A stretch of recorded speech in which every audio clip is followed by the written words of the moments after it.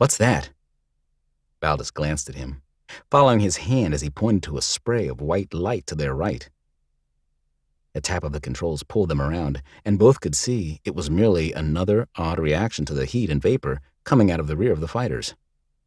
A long trail extended out behind him, a consequence of the unusual blue nebula that filled every square meter around him with a fine spray of dust and gas.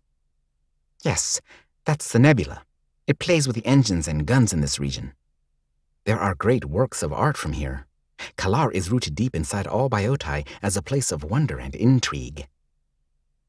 Her voice faded away as they were greeted by a perfectly clear view of the facility. There was no debris this close to the station, and the fine dust must have cleared to give a crystal-clear panorama. That is one nice sight, said Cassandra. Yeah, Nate agreed. Looks like rumors of the Byotai defeat were exaggerated, don't you think?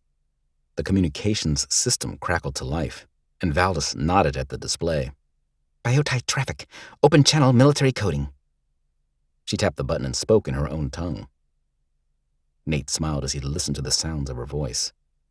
Her accent shifted when speaking with her own kind, and she also dropped many words to keep the message short and easily understood. She had explained it was a formal military version of their basic dialects, but he suspected it was more than just that. Finally, she stopped and looked to him. It's them, all right. Nate spotted something off to the right, and his eyes widened in surprise. No! Valdis did the same, and then hit the controls to bring up long-range information. It showed as a cloud of dots rapidly increasing in size.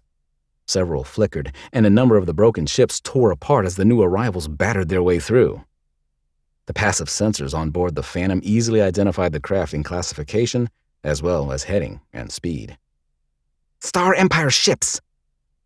Nate automatically hit the transit button on his system and connected back to the hidden formation of Alliance ships. Victorious, we have inbound vessels.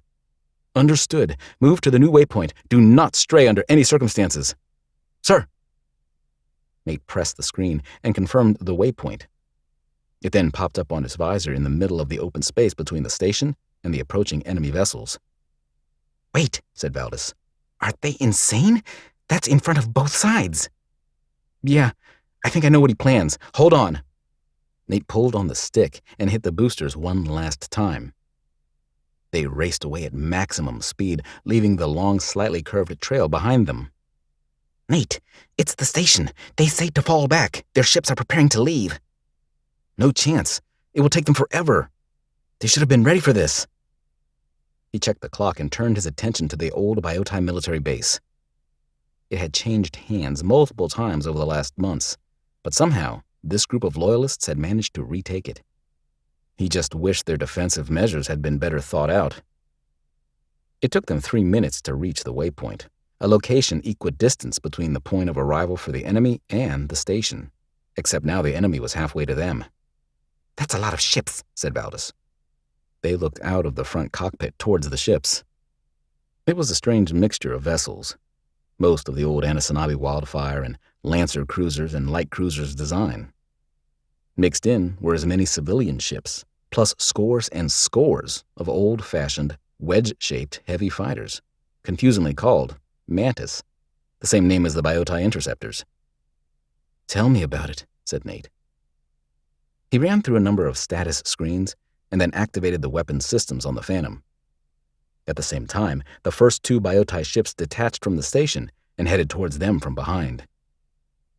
You're planning on fighting them? Nate nodded. Of course. Warnings activated as new contacts appeared in front and behind, but Nate remained surprisingly calm. He opened the unencrypted channel and switched on the translator circuit. It had only been fitted over the last 2 days, and this was his first attempt at using it. This is Nathaniel Lewis of the Alliance Navy. We are here to provide humanitarian support to the Kalar system. Please close your gun ports and state your business. Valdis laughed out loud, now unable to contain herself. Nate, you're mad, I tell you. Mad.